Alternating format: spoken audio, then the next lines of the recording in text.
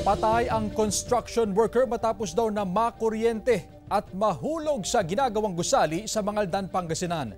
Tutukan sa report ni Claire Lacanilaw. Patay ang 38 anyos na construction worker matapos umanong makuryente at mahulog sa ginagawang gusali sa Barangay Anolid, Mangaldan, Pangasinan. Kinilalang biktima na si Richard Prendol, residente ng Barangay Ano ng San Fabian, Pangasinan.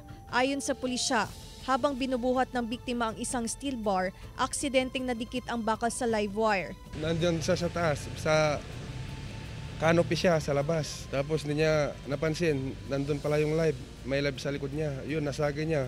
Naghahala ako ng simento.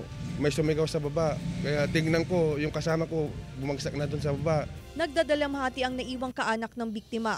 Naulilan ng biktima ang kanyang asawa at 4 na anak na pawang mga menor de edad. Sobrang sakit po. Sobrang sakit po kasi malilit pa yung mga anak niya. Lalo na po yung mga anak na lilit pa. Maaga po siyang pumasok. Nagtataka daw po sila na bakit maaga na pumasok. Yung pala, last na yun nag-araw na.